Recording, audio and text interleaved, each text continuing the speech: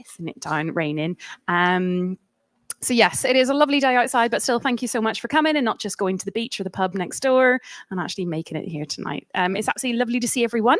Lots of lovely new faces, which is fab. It's obviously a really awesome session today, so probably loads of people here for Jason. But before that happens, you have to listen to me for a little bit. I'm Laura. I work with Data Cove and I host Brighton Pie. We also have a few other kind of communities and events and things, so I'll talk you through that. Yeah, that's it. Oh yeah, it is. Oh, okay. That's a bit fancy. Apologies, that might be annoying after a while. But yeah, a little bit of housekeeping first. We have got a live stream going on. We have got photographs and videos just for kind of promotion, and feel free to hashtag if you want. If you don't want to be involved in that, please let one of us know. Give a wave, Data Cove people. Thank you. And we will put a big python over your face or something. We'll make sure you're not involved, so that's fine. Oh, and if you could keep your questions to the end, it's nicer just to have the discussion at the end, if that's okay, and no heckling. But Jeremy's not here tonight, as you may have noticed, so there won't be any heckling. Normally there's heckling about our stats and stuff, so tonight will be a lot quieter. So who are Data Cove? We are a data and analytics company. We help people understand their data. We kind of do three sorts of things. We do process automation and just make your life easier by you not having to do those 53 steps. We will just automate that for you. And we can then focus on customer analytics and marketing analytics. So we can help you find your customers. We can do segmentation. We can do econometrics or media mixed modeling, MMMs, just basically to help you understand who that data, your clients are, and what that data is representing. So how they're interacting with your brand and how you can best engage with them, really. So if you've got any questions about that, let us know. But we also, I need to do it with it. Okay. We also do lots of events. Obviously, we're at Brighton Pie tonight with our lovely new logo that we announced last session. So if you haven't already, there's stickers at the back that you can help yourself. I'm the only Python person in the company, though, and everyone else does R. So there's a lot of R events that we do as well. We do Brighton R, again, with Silicon Brighton, which is awesome. But we've branched out a little bit, and we do Bristol, London, Manchester, Portsmouth. I think we're trying to go Birmingham. But yeah, there's a few of them. So we're really obsessed by community, and we really enjoy getting out there and sharing with the community. There we go. Absolutely huge thank you to Silicon Brighton and the Eagle Labs. It would not be possible to do these events without them. So without further ado, if I can pass over Andy, he's just going to give you a little bit of background about Eagle Labs. Thank you, Laura. Hi, guys. Welcome to Barclays Eagle Labs. So for those that haven't been here before, a little bit of housekeeping that we have to go through. So toilets are through the door, down the stairs, and just follow the signs round. You'll find them. There shouldn't be a fire drill today. If there is, follow me. Yeah, I'm going to be in the Joker pub, all over there, and Laura's buying the first round. So there we go. So let's hope, fingers crossed, we have a drill. No, I'm joking. I'm joking. Okay, so Brighton Eagle Labs. So this is us. We are here. We are a business incubator. So we will help and support businesses grow and scale. That is what we want to do. We want to make your business grow and thrive and be successful. The way that we do that is we offer mentoring, and we also offer some accelerator programs as well. So all of that I've just said is free. Yeah, so fill your boots if you fancy a bit of mentoring. Yeah, we've got 65 mentors on our books. We've also got, I think it's 9 accelerator programs that you can join, log on. Some are 12 weeks, some are 6 months. Yes, yeah, so they're quite intense, but they're only for an hour, 2 hours a week. Anything that you feel that you want to do, come and speak to me. Yeah, we can sign you up to Eagle Labs. Once you're a member of Eagle Labs, you're a member for life. Yeah, all the time you've got your business and you need that help and support through mentoring or whatever, or just even to chat something through. We are here to help and support you. But get in contact. I'm here. Little flyers on the desk if you want to know a little bit more. You can see them, little yellow cards, and get in contact and I'll help you. Thank you, Laura. Thank you very much, Andy. And we've got Charlie, who's normally you'll always see him stuck in a corner, but tonight I am demanding that he come centre stage and tell us a little bit about Silicon Brighton. Can do. Are there slides as well? Oh, look at that. They're there. How good's that? I've got my slides and everything. Hello. Yes, I'm Charlie. It's nice to meet you all, for those of you who have not had the pleasure before. I work with Silicon Brighton, and we are the hosts of Brighton and Hove's tech community. We support over 30 different meetup groups across the city, including Brighton Pie and Brighton R. And all the events that we run are accessible to people at all levels. They're all free and they're hybrid. So thank you for coming in the room, and hello to anybody who's watching us on YouTube as well. And top tip, if you're in the room and you want to watch it back, go to YouTube. When you're done, you can see it all again. All the work that we do wouldn't be possible without the help of our amazing supporters, who you can see here. If there's a company who you know who might be interested in supporting us, please point them in our direction. That'll be really appreciated. And I want to give a special thanks and shout out as well to Octopus Energy, James Chase, Hyperion Dev, and the University of Sussex Business School, who are our sponsors, and they all play a very key pivotal role in enabling us to do the work that we do. And all the work that we do would not be possible without an absolute army of meetup organisers and volunteers and guest speakers.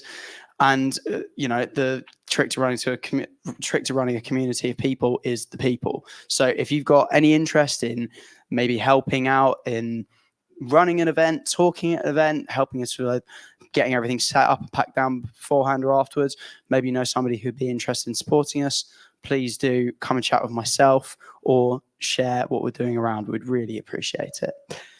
These are our values. I'll let you read through these whilst I'm talking. But the most important thing is that if you feel these aren't being upheld in any of the work that we're doing, please let me know as soon as you possibly can. You can also see all the work that we are doing on our socials. We're at Silicon Brighton on everything on the internet. And we've got loads of events at the moment. We've got so many events in July. It's so good.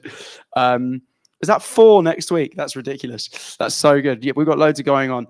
4 next week is nothing. We're doing 5 tonight alone. It's brilliant. We're doing loads at the moment. It's really good.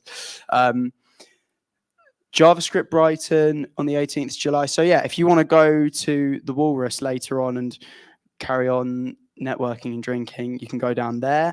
Then jumping into next week, we've got the AWS Brighton User Group, Brighton Cloud, Brighton AI, and Game Dev Drinks to wrap it up on the Friday. It's all going on. And we're also marching in the Pride Parade again this year, which is so good. I'm so pleased that we did this last year, and I'm so pleased that we're doing it again this year. And the best thing is, if you would like to join us, you can. There's a sign-up link in a few different places. I believe there's one on the Brighton Pie meetup page. So if you would like to join us, then go there, check it out, sign up and come through. We'll be there on the day. And if you're just going to watch the parade, look out for a very excited me and my van, which will be looking beautiful. Can't wait.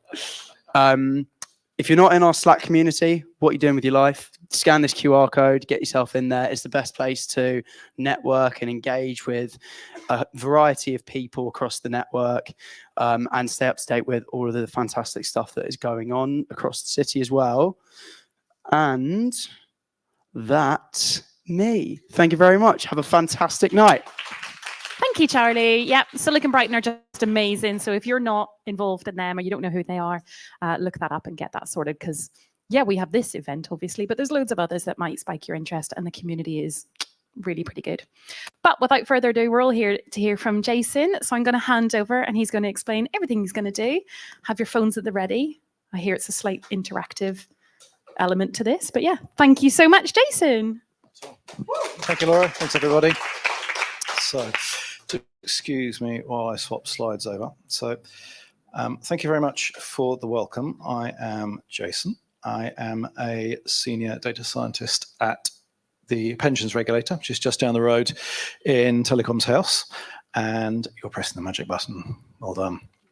So I'm going to talk to you today about greenhouse gases and net zero and climate change, particularly in terms of us as an organization, how we can understand what we emit and contribute to climate change in as much as how we do things as the pensions regulator itself.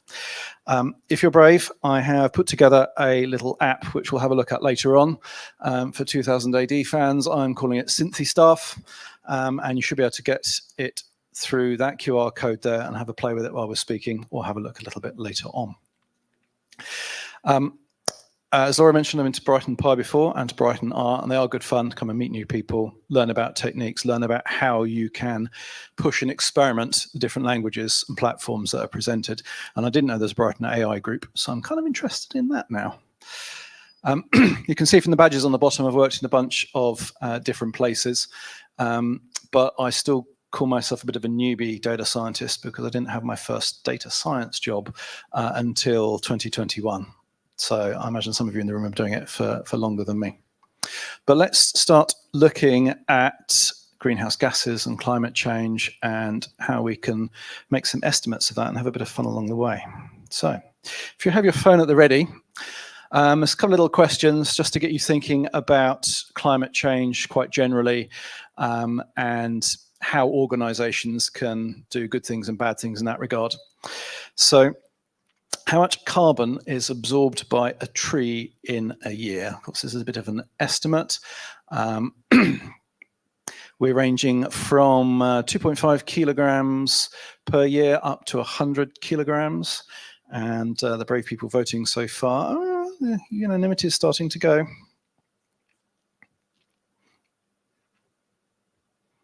And quite surprisingly, we are very close to a consensus on the value that I found. Obviously, bear in mind there's lots of circumstances about a tree and how it's growing and so on, but on average, one tree can absorb around 25 kilos of carbon in a year. So that's just one tree doing 25 kilos a year, which when you look at some of the figures later on, even though the simulations and estimates, you start to think there's actually quite an enormous task if you want to do climate change prevention, but not change your behavior. Planting more trees is not going to be a solution. So you've all been brave enough to come along this evening to hear me talk. What I'm going to talk about is, in a technical sense, a model that I built to help the pensions regulator understand our indirect carbon emissions. And I'll talk a little bit about what that means in a little while. So I'm talking about emissions reporting, first of all, a little bit about what we do and how climate change factors into our work as a regulator. Then look at the business problem itself and data science problem that I tackled to solve. And then hopefully everything will align and we'll have a little play with my Cynthistaff demo at the end. Feel free to also go to the repo, clone it. It's a little Streamlit app. If you've never built one before, it's a really nice platform to use, really easy to put an app together. So very good for things like rapid prototyping or demonstrating a proof of concept. So TPR, the pensions regulator. We are the public body that looks after workplace pensions in the United Kingdom. We operate as an agency of the Department for Work and Pensions, but we are separate from them. There are three main things that we want to do. To protect savers' money by making sure everyone follows the law. And by saver, that's everyone who's got a pension, whether they're paying into it or whether they're benefiting from it at the moment. So hopefully everybody in this room will have gone through automatic enrolment or enrolled in the pension, and you are a saver, and we want to make sure you get your money that you have invested.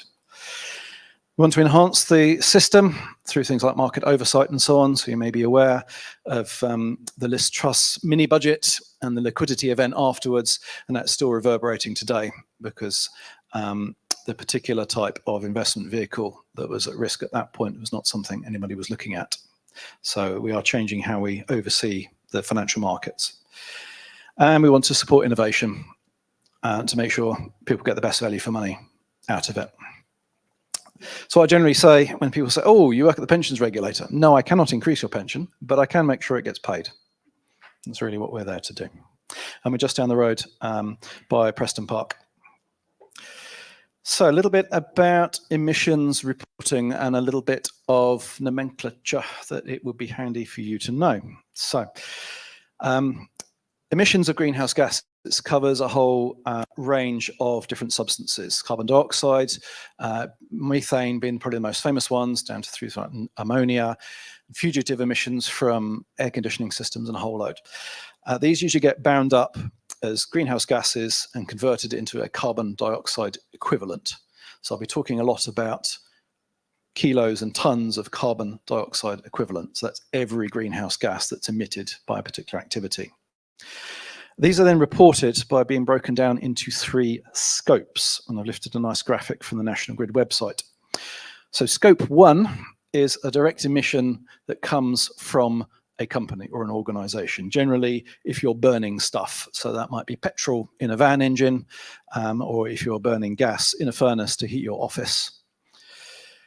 Scopes 2 and 3 are indirect emissions. So somebody is not necessarily burning something directly, but as part of their operations, they are generating some greenhouse gases. Scope 2 is things like heating, air conditioning, and so on, when you're buying in electricity to do all of that. Dealing with your waste, the amount of water you consume, and so on. And then scope 3 is everything else in your, I guess, your value chain. So typically things like your goods and services, your suppliers, transportation for people bringing you stuff, not necessarily transportation for the stuff you make and sell. So what we're going to talk about is scope 3. That's partly because it's the hardest to measure. And my climate colleague calls it the infamous elephant in the room, because it's big and nobody really wants to talk about it because it's really quite difficult to understand and very complex to measure. Another little question for you. We now know about indirect and direct emissions. Electricity has to get around the country. We're greening the grid at the moment, so we have lots of renewables coming online.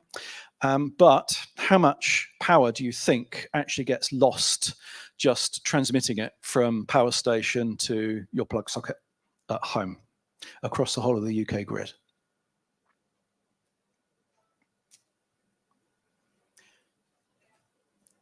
And unfortunately, the UK is not one of the best countries for looking at how our national grid works, because a lot of it is quite archaic.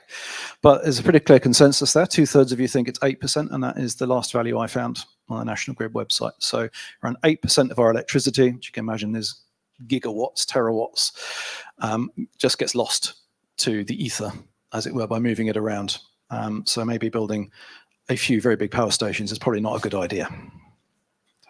Thank you for joining in. So pensions and climate change. The 2 aspects to what we do. One is the pensions regulator. We are a regulator, therefore we need to look at climate change now in the work that we do. Because if we're thinking of the timescales for climate change, we're already seeing some effects, but 20 years time, 30 years time, sea levels rising, so on and so forth. There may not be many assets for savers to collect at that point when they come to retire in the future, because pensions are all about the future. So the very snappily named Occupational Pension Schemes, Climate Change Governance and Reporting Regulations 2021 say that many pension schemes have to report on climate change. So that makes sure that trustees who are accountable for pensions and the schemes and how they benefit savers properly consider the impact of climate change on their own scheme, trying to drive improvements across the pensions industry. But all of this is proportionate to risk. If you're a tiny scheme with not many assets, and perhaps that's like a shopping centre, then climate change is probably not so much of a risk. If you're one of our master trusts, so Nest, Smart, People's Pension, that have got millions of savers, your materiality of risk is pretty huge. Some schemes, the biggest ones, generally over £1 billion in assets, have to publish something called a TCFD report, the Task Force on Climate Financial Disclosures, which is a structured report basically talking about how you, as the scheme's trustees and advisors and so on, look at the exposure of your assets to climate change. Are you generating greenhouse gas? Do you have a net zero target? How are you measuring impact? And they all have to be publicly available. And there's also another document, which is even more boring, called the Statement of Investment Principles, and that must also include a policy on environmental considerations. And these are all musts. They are not optional, unless you are a very, very small scheme. So if you belong to a pension scheme, go away and have a quick look at some of their climate reporting and see if you're kind of happy with what they're saying and what they're doing. We're also an organisation in our own right, so we have people working for us. We have things that we need to do. We provide services, and so therefore we are emitting greenhouse gases as well, just through doing our regulatory job. And so as an organisation, we have said for scopes 1 and 2, so it's direct and the indirect stuff that comes from things like electricity and so on, we will get to net zero by 2030, which is not so far off now. And for everything else, we will get there by 2050, which is a common target for many organisations now, and is the hardest because we can't go away and just plant millions of forests or millions of trees in forests. Scope 1, as you can imagine, is pretty easy to measure. You can collect how much petrol or diesel you're putting in a van, you know how much gas you're burning in your furnace, or how many tons of wood. So we're pretty good. We know where that is. We can already take steps, which we have done just by moving office, for example, taking out gas central heating and putting in air conditioning and so on. These can all really big steps, but they make a huge saving in the terms of emissions.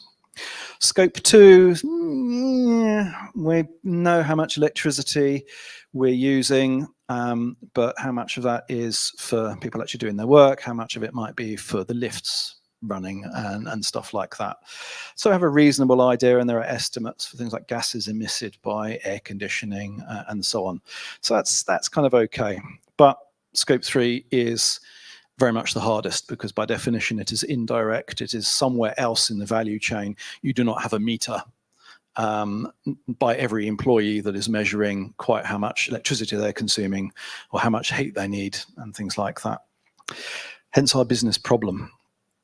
So really, what are our current emissions? We want to know this. Lots of other organisations want to know this as well. Where can we improve? If we know where we're emitting it and how much we are doing it, we can track progress, and we can also decide what is going to be beneficial and good value to improve the the profile of the emissions that we are creating and the actual quantity as well. So buying renewable energy only, for example.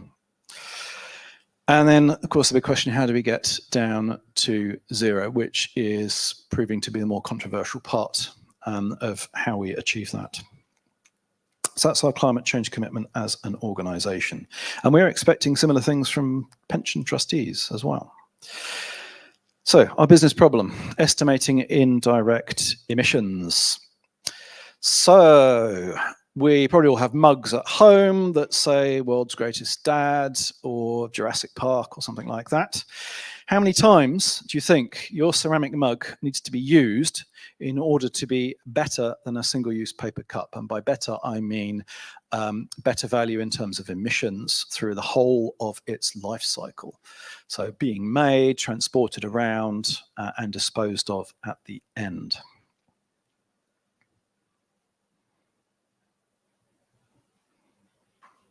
Again, fiendishly hard to measure. You know, a pottery manufacturer probably knows how much electricity or gas they're using to heat up the furnaces and everything else, but then you've got to move it around, probably maybe from China or something, to get to here.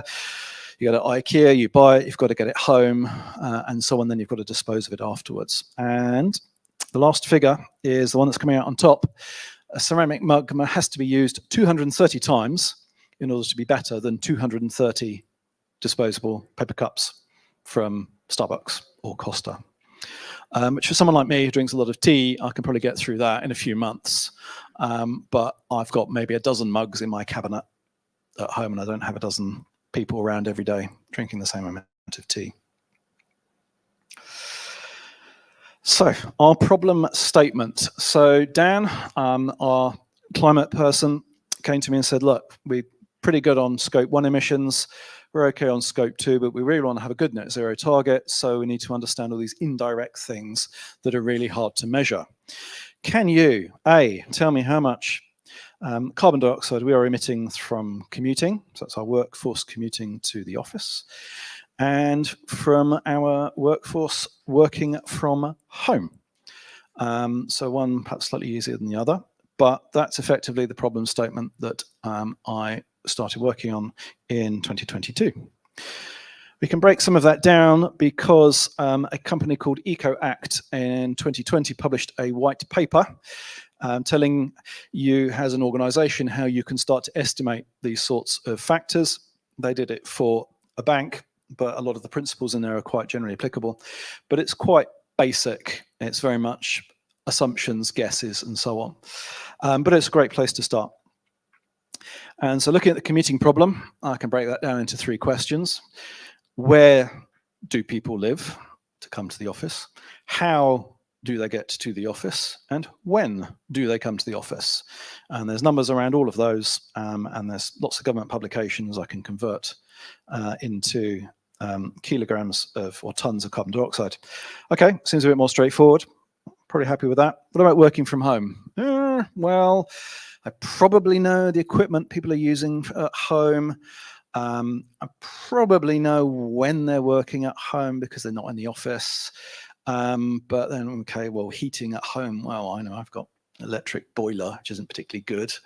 I wonder what other people do. And then suddenly we're hitting my privacy barrier here, because some of these questions that I might want to ask our entire staffing start to get a bit creepy and a bit intrusive. And it's one thing saying, do you have an extra monitor at home, compared to, do you have children at home? How many? How old are they? How often are they in the house?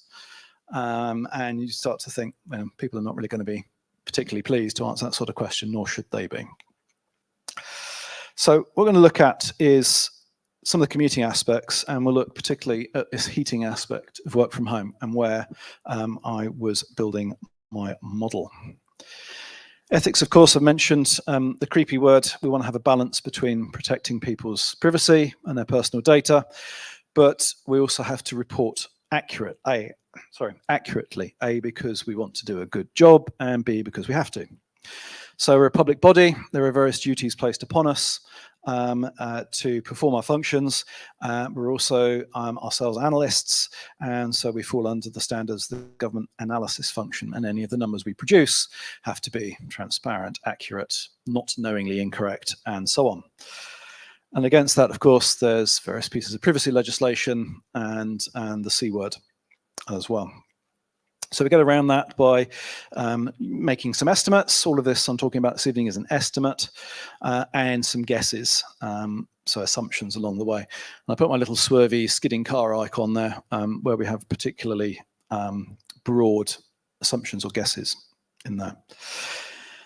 I'm trying to balance out the privacy part here as well, as to negotiate with our people team to get some information about our staff. So doing things like making sure I only get partial postcodes when I want to work out distances. All the data is anonymized. It's in many cases aggregated. Also telling people that we're doing this and why we're doing this. And we also did a survey, which I'll touch on a little bit later as well, so that people are aware of the context, why we're interested in measuring emissions, what we hope to get from it, and why we're asking sort of questions about what people do at home. So let's looking at the commuting part first of all. Any questions before I start talking about the exciting topic of commuting? No, people are still moving, so they're obviously not dead or asleep. That's good. Did that work properly? Let's try that again. How do you travel to your workplace? Just tell me in maybe one word how you get from your home to your workplace if your workplace is not your home. Someone's unemployed, sorry to hear that, particularly if it's not by choice.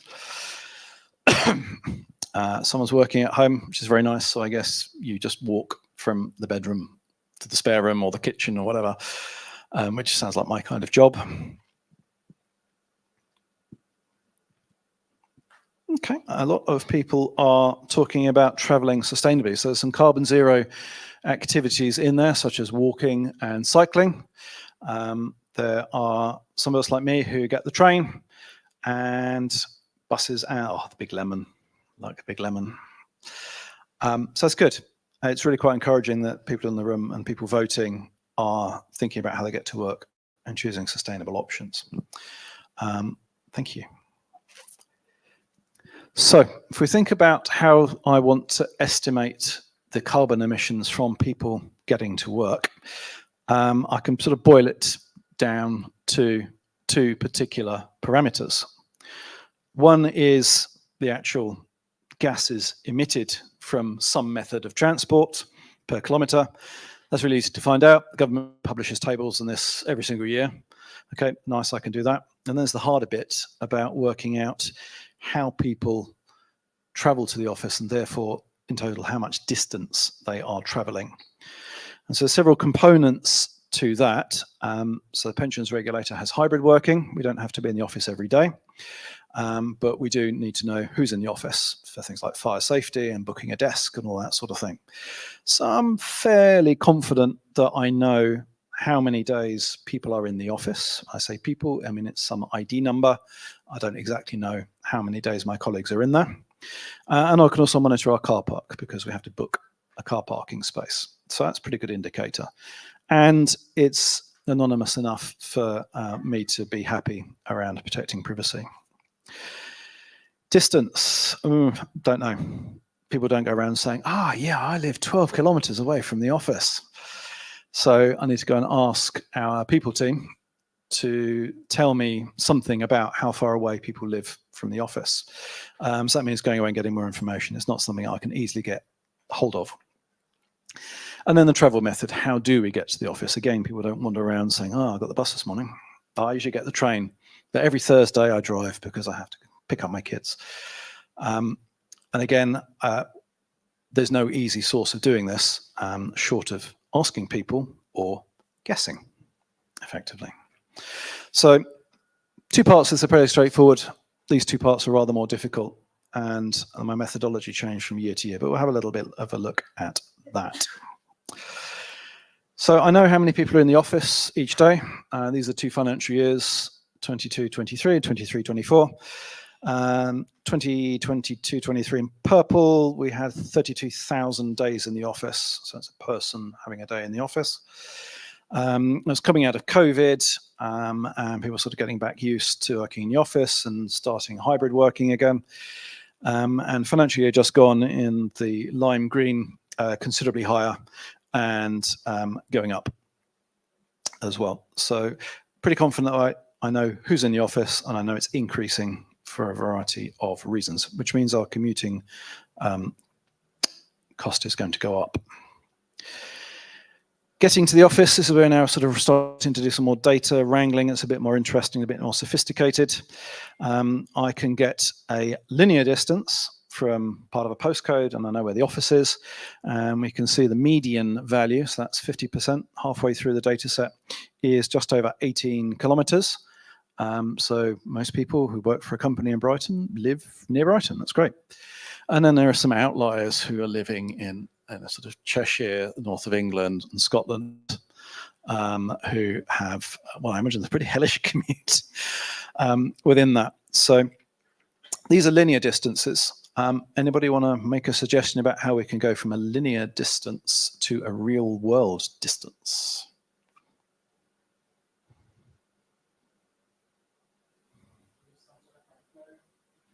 Sorry?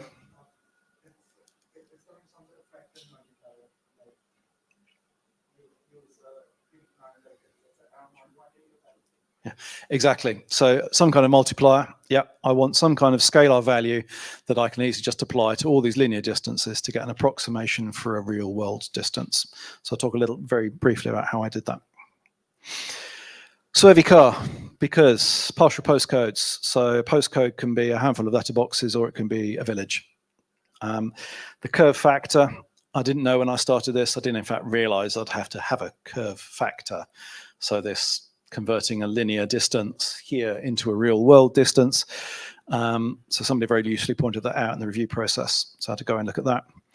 And then of course, if you're the 800-kilometer commuter, maybe you aren't doing that every day. Maybe you're staying somewhere in a hotel, friend's house, whatever. And so starting to make assumptions now about people who travel large distances. They're clearly not going to be doing it every day. So added a near arbitrary cap on the amount of distance that they were traveling. How do we get to work? We saw earlier, most people are traveling sustainably. Train featured a lot, and then bus and bike. When I started estimating this in 2022, we didn't really have the opportunity to survey our staff. It's quite complicated, it's expensive, has to fit in around other surveys that the organisation wants to do. So I was asking myself, how can I estimate commuting methods? So I could go and ask people myself. Okay, I get the train. My colleague Matt cycles. Alyssa, I think, probably gets the bus or walks. Is that really representative? And then we're back to the whole survey problem again. So tell me if you think it's a good idea or not. I went and had a look at the census results for Brighton and Hove city area. And broke distances down. So on the left-hand side, there are some bins of travel distance, and along the horizontal axis, there are some different modes of travel, and the more yellow the blob is, the bigger the proportion. And that effectively boiled down is that virtually everybody drives, unless you live less than 5 miles away, in which case you're probably walking, or maybe getting a bus, or also driving. So this is how people were reporting in 2021 that they were getting to work when they lived in Brighton and Hove. So you can see there's a lot of assumptions here. A, not everyone may live in Brighton and Hove, and therefore the census result isn't reflective of them. And B, I'm randomly allocating these now to people because I don't know who they are and I don't know how they get to work. So well, one might say that looks a little biased. What we were able to do is to go and survey our staff at the beginning of this year and actually ask them, how do you get to work? And a pleasing 44% of my colleagues did answer that. These aren't the actual survey results. I should say at the beginning, I can't give you the actual numbers because they haven't been published yet, but I wanted to be able to. So what I'm giving you is sort of hints about it and some results from the simulations that I was running. And this is a lot closer to how the survey results came out because, funnily enough, all the proportions are the same as the survey results. So we can see shorter distances towards the top.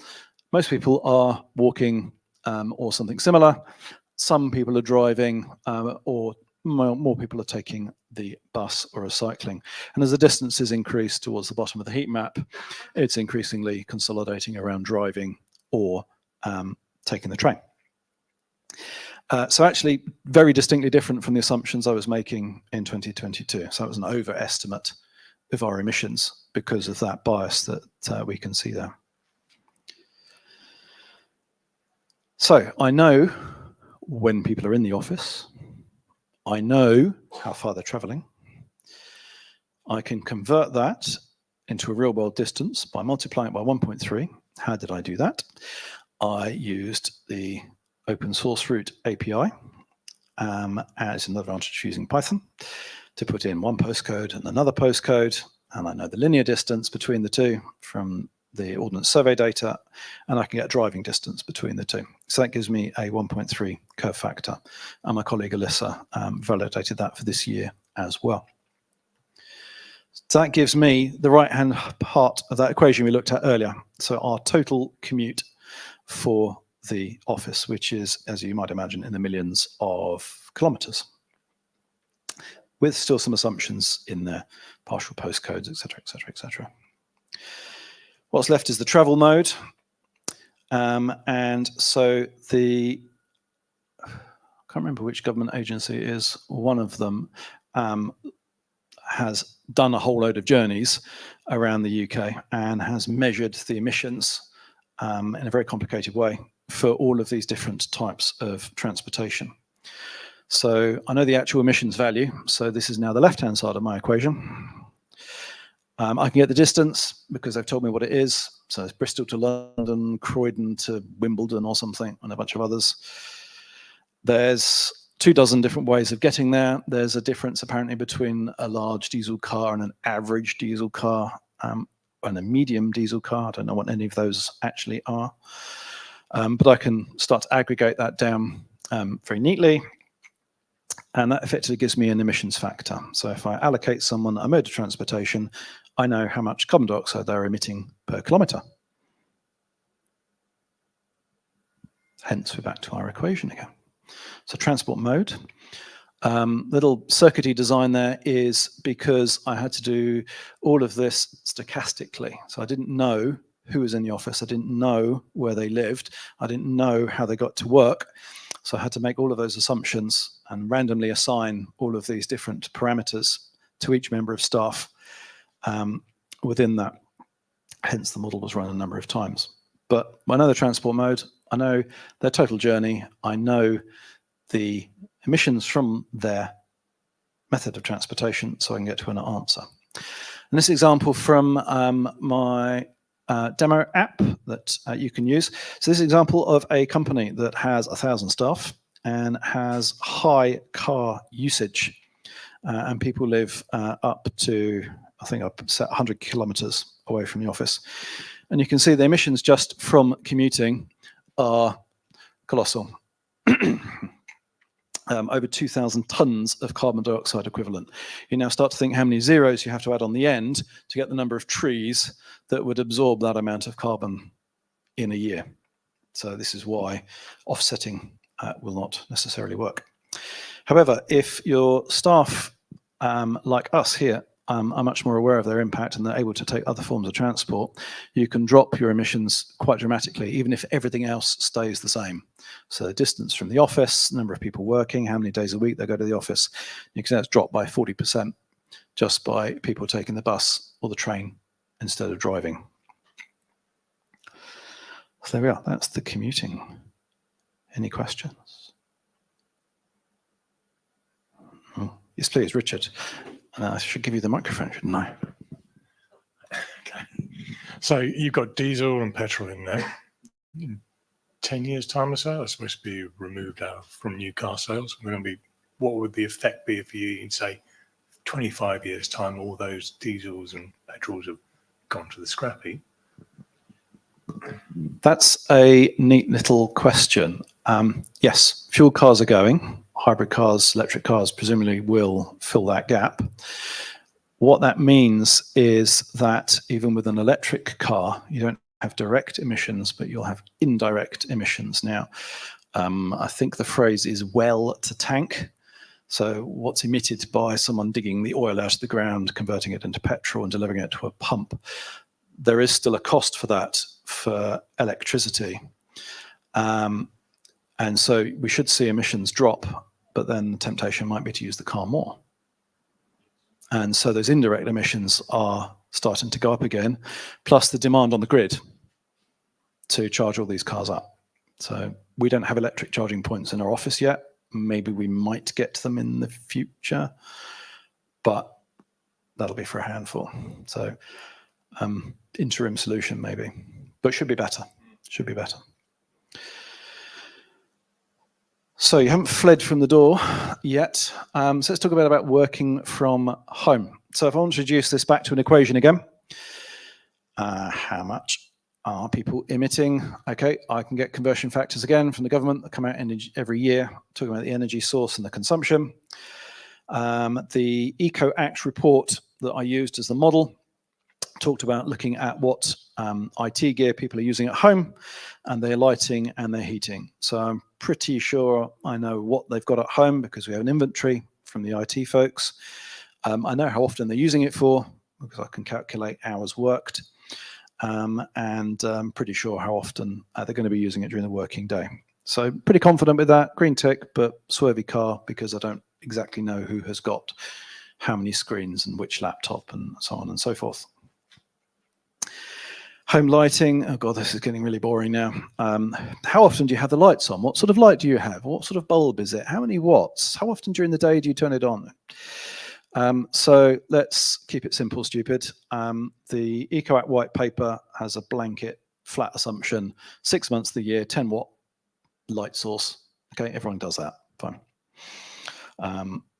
Heating is the more knotty one, partly because it's vast amounts of emissions. How often do you have your heating on? Well, how many months in the year do you use it? What do you set your temperature gauge at? Do you use radiators? Do you have direct heating? Is it gas? Is it electric? You can start to see the trouble here now. How many rooms do you work in? How often do you share them with other people? How big are the rooms? Do you have really good insulation? Who's interested in any of this and who's willing to give me 20, 30, 40 answers to get a decent answer? So that's by far the knottiest one there. Don't know anything about it. Privacy icon here again, starting to get really, really intrusive now. So we are back to our old friend assumptions. But tell me, thinking about heating now, what you might use at home if you have heating. And if I gave you the business problem of saying, okay, give me a value for what people use at home, how much energy they're consuming for heating, what sort of parameters do you think would be useful to understand?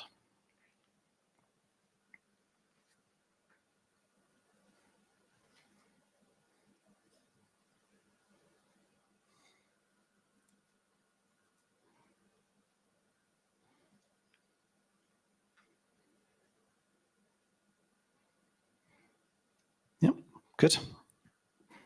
Thank you everyone for contributing. This has got some really good questions here. How big, how many, how much in the house or the building? What sort of source of heat are you using? What type of heating? What temperature? Times throughout the day. Good point. Your income will affect how often you turn it on. So does that mean people who are paid more might be more liberal with their heating? What else? Things like insulation, single glazing, difference between summer and winter. Some people may have to have the heating on all the time, perhaps because of a health condition or having children and pets at home. Some people may not have heating at all. Some people may live in a wonderful, super modern house that doesn't need it. So good. You're all thinking the similar sort of parameters that I was thinking about when I was looking at this problem. So thank you very much. So as we've just worked out, trying to understand people's heating at home is actually really complex because this is how people said in the census they heated their homes. Most people, 74%, use gas. And then there's a whole load of other really awkward stuff. No central heating, a mix of different types, a communal heat network, and so on and so forth. And the type of building. Okay, in England, most people live in a house.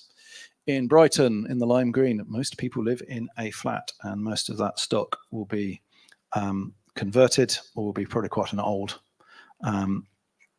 original build. Not that many people will be living in a nice, modern, well-insulated house. So you can immediately see now we've got maybe a dozen variables on the left, maybe 6, 7 variables on the right.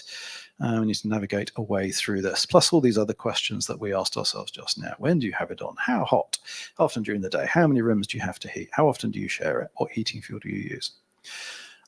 So at this point, you can see why it's now estimating and where we have to use the power of Python to model all of this using a limited amount of data that we can get.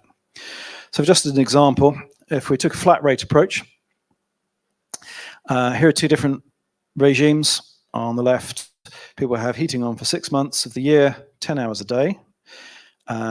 Most people work 70% of the time from home, and a third of people share with someone else. So their portion of the heating goes down. On the right-hand side, same regime, except people have it on for a couple of hours a day. And you can immediately see that there's a nearly 3-fold difference in the amount of energy you need to consume for your entire workforce just to heat the house. And so this is one of the real advantages of doing a survey of our staff, to ask some delicately phrased questions about people behave at home. But you can see it's quite a complex picture, actually. Some people have the heating on for the whole year, some people for the winter, some people something else, like maybe on demand.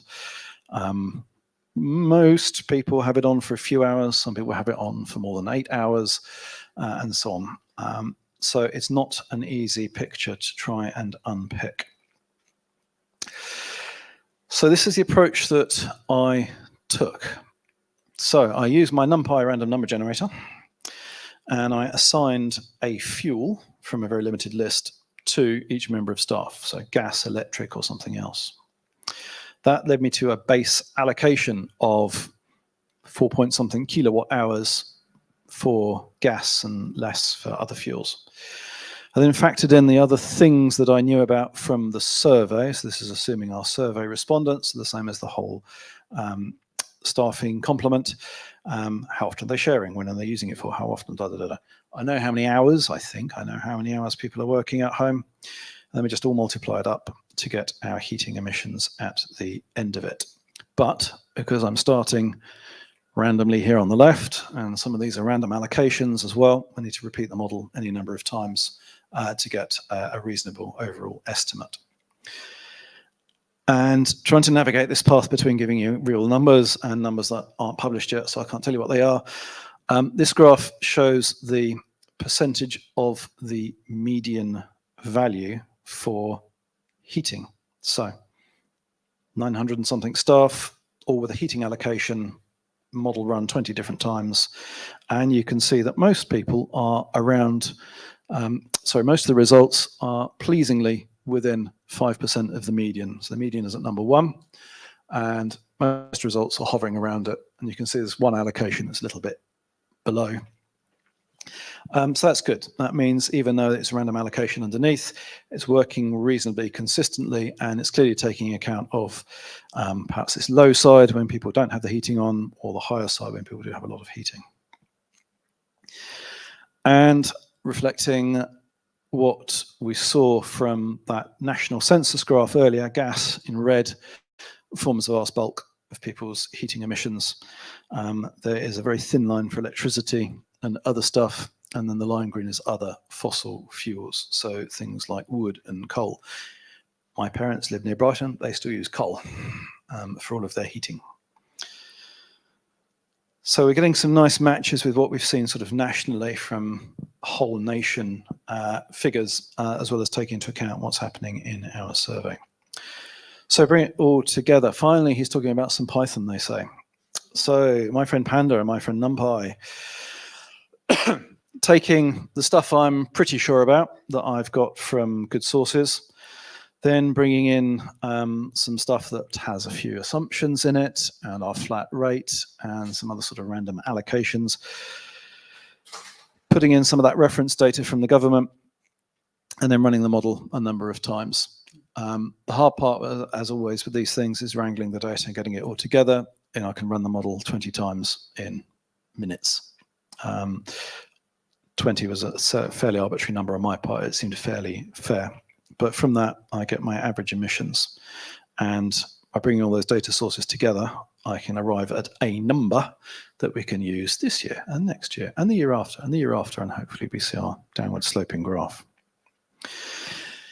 This, you probably won't be able to read this, but if you look at the colored blobs, this is the actual flowchart for the work from home emissions part of it. And you can see there's 4 different data types, plus our conclusions at the bottom, and this is running a number of times, and it's all very complicated. And I started to get lost in the middle, and my colleague Matt had the plum job of reviewing my code before it went into the repo. So that's how complex it became. Overall results. This again was one of those median graphs here. Again, even with random allocations, most of the data is within 5%, if not 10% of the median. We can see there are some especially high commutes here and a couple of especially low commutes here. This is probably because someone in the survey said they fly to work. And so that got multiplied up across the whole of the workforce. So I suspect here we had 2 or 3 people flying quite substantial distances. And here, maybe we had nobody flying and people doing a lot more walking and cycling. Nobody cycled 800 kilometers, I have to say. I did put caps in place. So nobody walked more than 10 kilometers, nobody cycled more than 30 kilometers. If you cycle to London every day, sorry, you weren't in my model. So there we are. Python, why? Well, you might be able to see already, I like Excel as much as the next person, but I'm not a real whiz at it. And I thought this was really rather too complex to try and manage a whole bunch of spreadsheets and different columns and so on. And even thinking about trying to do it in some kind of Power App didn't seem really work. very well. So I've got stochastic components in this. So stochastic means it's going to be different every time you do it. 918 staff, so you can start to see how the data points start to multiply. Numbers of office visits, numbers of this, numbers of that. I ended up doing 29 data frame joins, and my output to make sure everything was working correctly, it was over 910,000 rows. So I struggled to see how I would do that in Excel. And Python's great, so this is all really smooth because I don't need to do anything fancy. I can just use pandas and NumPy and Plotly to get nice graphs. Some of the data I have to get through an API. So car park bookings and desk bookings and so on, use an API to grab that information. Checking the distances for the real world distances all through APIs. I can do everything in one place if I'm using one Python codebook. I'm not doing some of the calculations in Excel. Then I've got to go to a computer. Then I've got to get some data. Then I've got to join it back in Excel. So it seemed much easier to do it all in one place. Of course, we're a public body. We're subject to government analysis framework standards, so things have to be reducible, transparent, understand what they are. My colleagues who are not data specialists, but are climate specialists, need to be able to understand where these numbers come from and then intuitively feel, does this feel right for this kind of organization? And of course, I can annotate the output and get any number of sexy graphs. Have to go through peer review because that's good practice, and I want to be able to reuse the code again and again and again. So to me, that all boils down to a very neat business problem to solve with Python, maybe R if you like, that sort of thing. Bit about the future, some questions that we couldn't really arrive at a sensible answer about, and the guidance is a little bit hand-wavy. What about consultants? So people we bring in for particular tasks. Should we look at their emissions as well? Are they scope 2? Are they scope 3? What about temporary staff? One of my colleagues made a good suggestion. If it's really hard to get accurate data from our people team, maybe they could do a lot of the matching. And so can I push some of my processing sort of upstream and they give me the aggregated results, and I don't really care who's done what, and I can be more confident that it's more accurate. So that's a conversation I've got to start having later this year. Multiple modes problem, which sounds far more grandiose. It's like, okay, it's a nice day today. I'm going to cycle to work. Oh, it's raining today. I'm going to take the bus. Oh, I'm running late. Oh, my other half can be lifting the car. And then suddenly the estimate for how people get to work becomes A, far more complex, but B, we want to be able to be accurate. So I want to take into account people who have other modes of transport. And I'd like to take the assumptions out or reduce them where we can. Python, I'm told, is an object-oriented language, and I didn't do any of that. I was very naughty. I was just joining data frames and stuff like that. I wasn't building classes and writing modules and all the rest of it. So perhaps next time that might be better, to see if we can take advantage of what Python has to offer and make sure the model is flexible if we want to take into account other changes or other measurements in the future.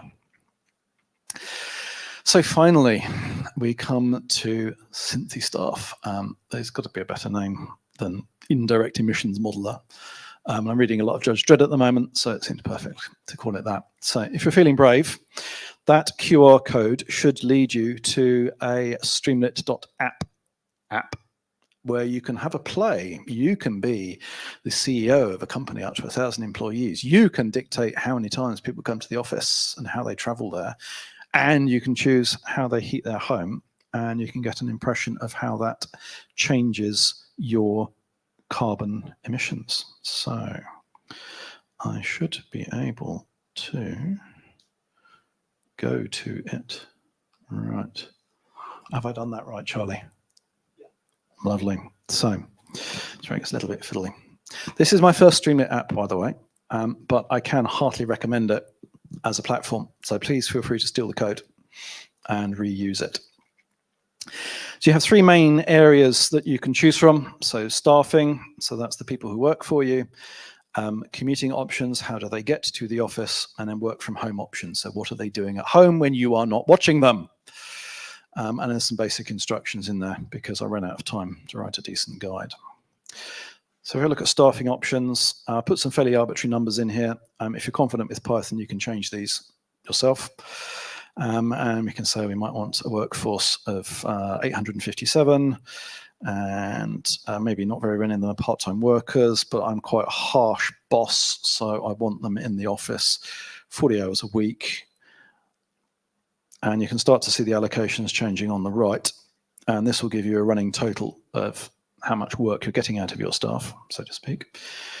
And each one of these boxes, when you click confirm, that will make the kind of headline figures appear on the left. Sometimes they disappear, but if you just click a confirm button, they will come back. And then we can start modeling some other stuff around. So how far away from the office do our staff live? So 1 to 100 kilometers, that feels like it's probably London or maybe the other side of London. That's great. You can choose how often they're in the office. So maybe, again, I'm quite cruel, so they've got to come in twice a week. And you can choose kind of the closeness. So do they live mostly very close to the office?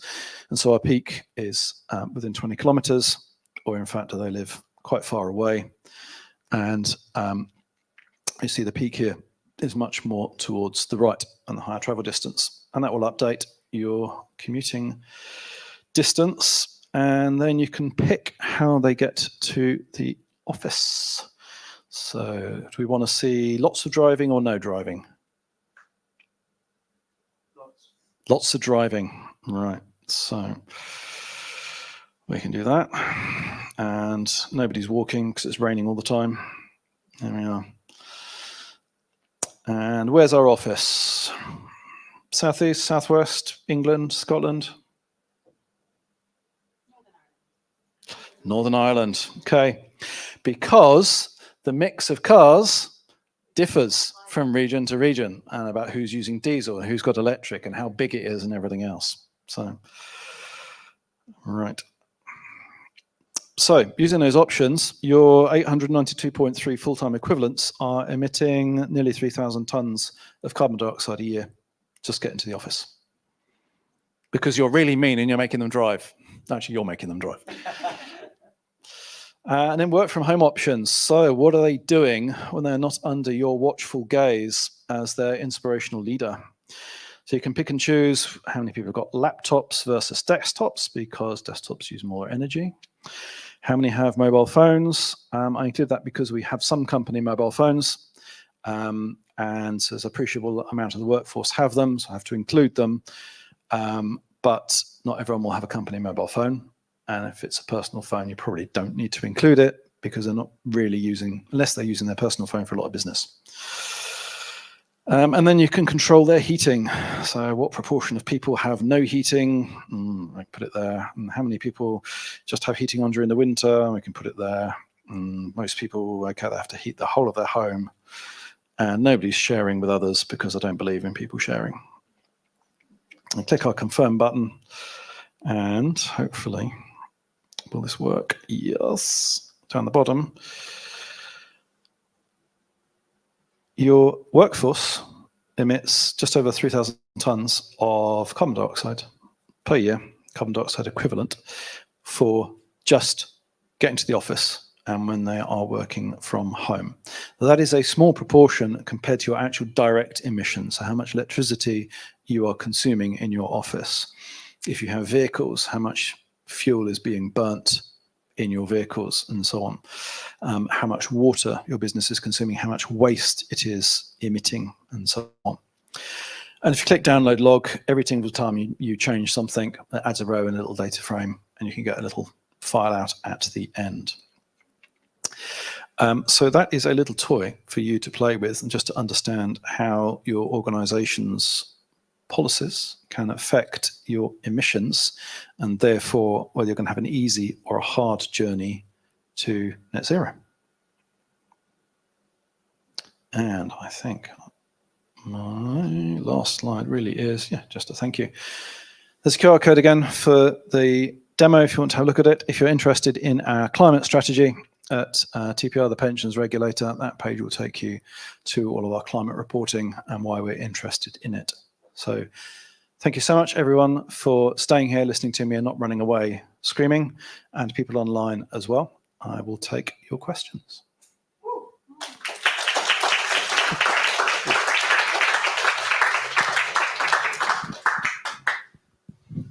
Thank you so much. That was incredible, like mind-blowingly, slightly depressingly incredible, but really, really good.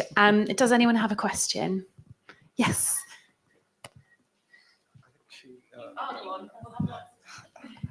Thank you for that. I work for a ESG fintech company, so it's nice to see the carbon emission and stuff. My only question is, when you're choosing the work from home option, you have things like IT equipment and heating. Won't it make more sense, because even when you're in office, you're somehow using all of them as well? Like, you're not using your computer when you're in office, so that kind of cancels it out. And also the heating part, like your home, for a lot of people, I'll assume that there will be heating on even if you're not at home, because they're living with someone else of their family. So That's exactly right. So there's two aspects there. This is calculating our corporate emissions for our staff when they are working for us. So we're only interested in this particular model at their emissions from working at home, because their emissions from being in the office we can measure directly and will be scope 2. So we've got an electricity meter, we've got a water meter in the office, so we know how much electricity they're using. The more difficult part, as you mentioned, is if you are not at home, you're still emitting carbon and so on.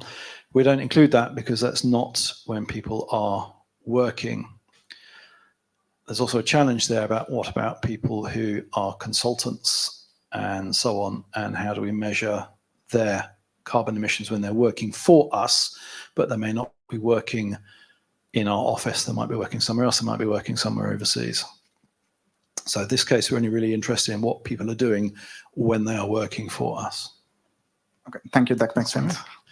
But feel free to extend the model and start adding in emissions from the office and stuff like that.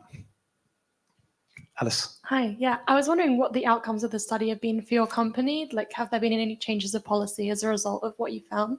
Or what do you expect to happen in the future? Yes, so we have our 2 key dates for our net zero. So 2030 for scope 1 and 2, 2050 for everything else. What this work does, and the real model is rather more sophisticated than the one you're playing with, it gives us a number so we can track our progress to net zero now each year until we get to 2050. So that's why we have to report it, which we should be doing next month, along with a whole bunch of other climate stuff. But we now have insight as an organization, which we didn't have 18 months ago, into carbon emissions from people driving and so on. So, okay, can we get people out of cars and onto another form of transport? How can we do that?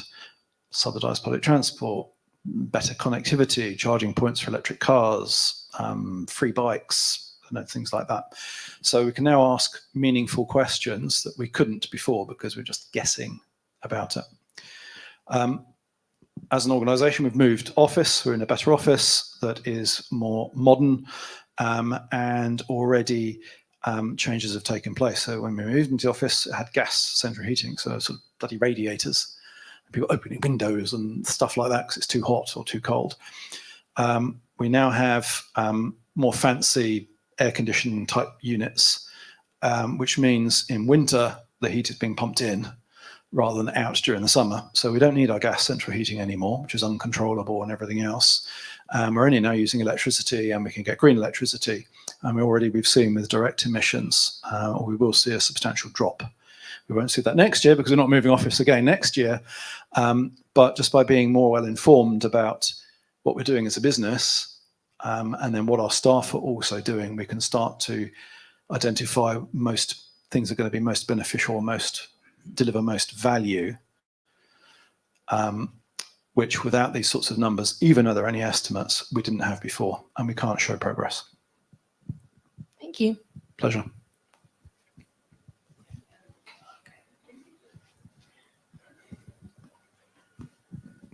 Hi, you've just had a record-breaking strike, went on for months and months. Have you factored that into it?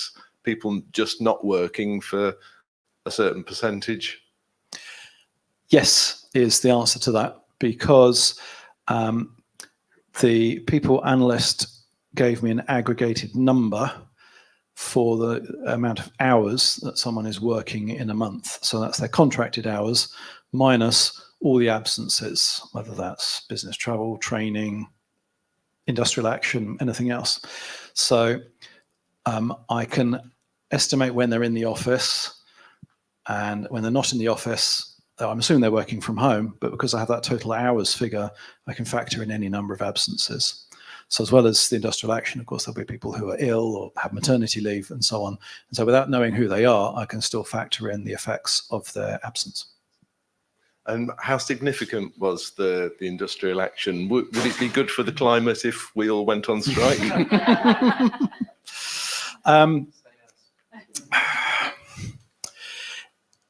In terms of climate change, if you're not working, you are therefore not consuming electricity in the workplace or at home and doing emissions.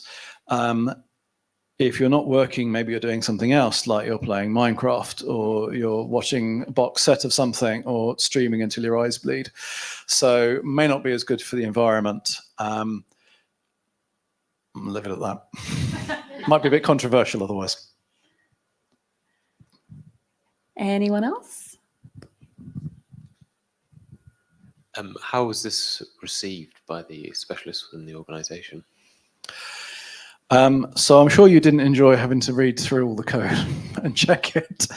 But Dan, our sustainability lead, was very excited about it because he didn't have any of these numbers beforehand.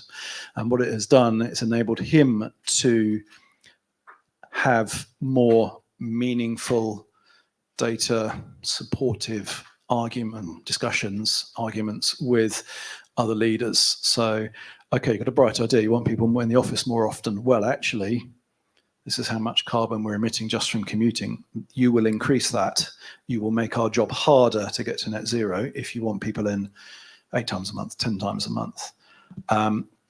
It's also given him the leverage to be able to say, well, actually, we need to buy in now some other expertise. We need to have a better way of measuring our travel. We need to have people who can advise us on getting people out of cars and onto bikes. We need to maybe stop doing some stuff that's not beneficial. So by having numbers that he can talk about that's been through all of that peer review process and reviewed and checked and agreed, he can say, well, this is actually going to be a concrete change. This is why you need to make the change. You want to get to net zero. This is where we are today. You now have to do this and this. So as far as I know, generally very well received. And maybe the chief executive was a bit annoyed.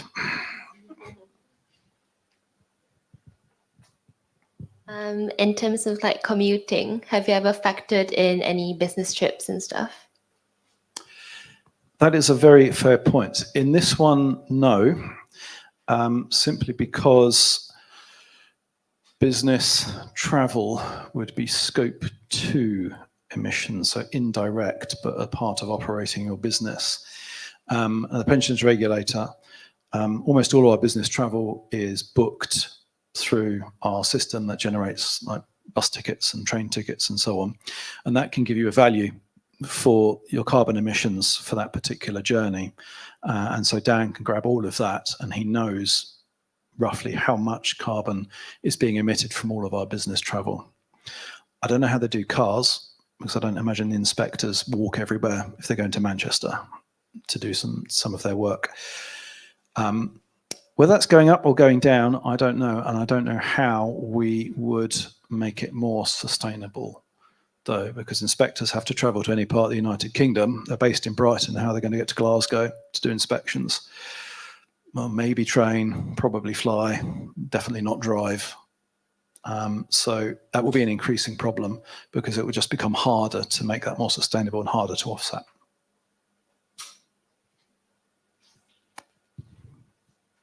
Anyone else got a question? I'm sure you're going to stick around for a bit. So if anyone does have kind of any thoughts or comments, they can come and chat to you. You'd be happy with that? Please do, yes. Lovely. Fabulous. Well, thank you ever so much, Jason. That was incredible. Well done. Thanks for the opportunity. Thank you. Right. Sorry, I'm going to nick this. You can relax now. Sit down. I'm going to go back. Can I go back to my one? There we go. Oh.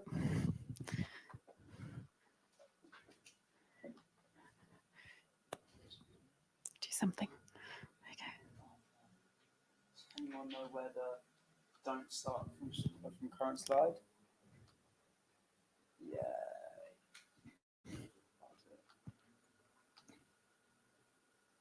Awesome. Thank you. Yeah, so thank you very much. That was really, really awesome. Really, really exciting. I loved your word clouds so much so because you mentioned you were going to do a word cloud. I went and did a word cloud this week as well. So I want to show you my word cloud.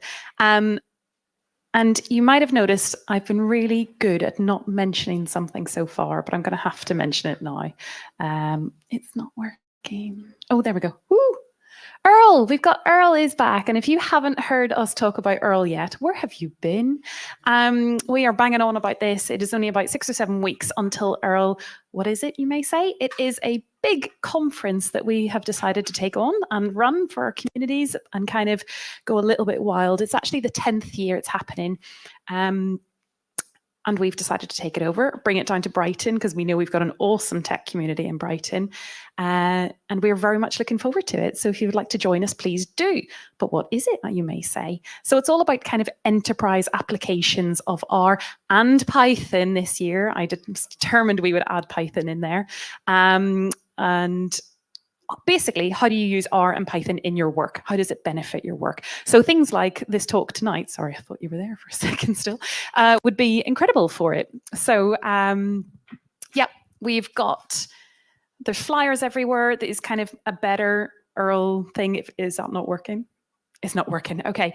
Do you know what? I'm going to show you another QR code in a little second. That's our link tree that hopefully should send it to the right place. But yes, we do discounts. So if you are in government and charity, student or academic, we do discounts. And I am going to give you a discount tonight if you're in the room. So I'm going to wait until the live stream's turned off because I'm really sorry, people at home, but you ain't getting it. Okay. I'm sure you can look elsewhere and maybe if you explore the internet well enough, there might be some discount codes out there, but I'm going to give everyone in here a discount code later. So if you wanted to come, that would be amazing. It's a 3-day event. Our first day is workshops, and then we've got 2 days of talks and lightning talks and keynote speakers and everything. And we are sponsored by POSIT, our consortium, and Ascent, who used to run it as well. So it's very, very exciting, especially as these are our keynotes. Now, as a Python person, I didn't actually know who some of these people were, but apparently this is a big deal. In R, like this is the daddy of R, basically. So we're very, very excited about that. We've also got our local Andy Field, who's incredible. Apparently he like turns up to lectures dressed as Harry Potter and like makes rock music on stats. So I'm very excited to see him because I really hope he does something very fun, but we'll be very happy with whatever he does, of course. And then we've got the amazing Christelle Swift from the BBC and Steph Locke, who's just tech superstar from Microsoft. So these are going to be really, really amazing things to watch and listen to. But yeah, if you go to the website, there's all the people who are speaking. We've got like 42 speakers. It's going to be awesome. It's going to be really, really good. So there's my word cloud. Look, I did a word cloud. Normally I just analyze numbers. So I thought, yeah, I'm going to kind of do some words. So I took everyone's talks from all of our speakers and I put them in a representative word cloud. So tell the people next to you, what word stands out to you the most? Go. What word? Pipelines. Oh, it's not Luigi and Mario. It's going down the pipe. I hate pipelines. Ooh, smooth, nice. Anyone? What are you most interested? What stands out? And you're like, what? What is that? Dog. Yeah, that's quite massive. You'll have to come and find out. No, we do have a number of people from the Dogs Trust coming, so they are obviously talking about dogs. Yeah, it's quite large. Obviously, we've got a lot of Shiny and R and stuff like that. But look how big Python is. We've got loads of Python happening as well. For its first year, we're not at a 50-50 split, but we're pretty much there. So I'm very excited about this. But yes, there's all these things is going to be happening, and we're also having an evening event in the I360. if it's running then. I know it's not this week, but it definitely will be running. It's going to be like a little bit of a champagne reception and kind of some networking and stuff. We'd love to see all of you there. I know a few people are definitely coming already, and we've got a few chairs and hosts in the house. But yeah, so that's that. Sorry, I will stop talking. As a company, we also run training courses. So if you're interested in learning more about R or Python and you want to have a look at our training courses, have a look on the website and you can kind of see we do loads of different skills, or we can, if you ask for one, I'm sure we could write one for you and do some courses. And this, hopefully, this link tree should work, and this will send you to everything. I'll leave that on the board for you. We're around now for a little bit. There's possibly some more pizzas, there's some drinks in the fridge, but then what we'll do is we'll head next door to the Joker. And if you want to just continue to chat, the sun is shining. It's now freezing in here, Andy. The air conditioning is really working. I'm looking for my cardigan, but outside it'll be glorious. So yeah, if you want to just head next door and continue the chat and keep on going, it'd be really awesome. But otherwise, thank you so much for coming out tonight, and it's been great to see you.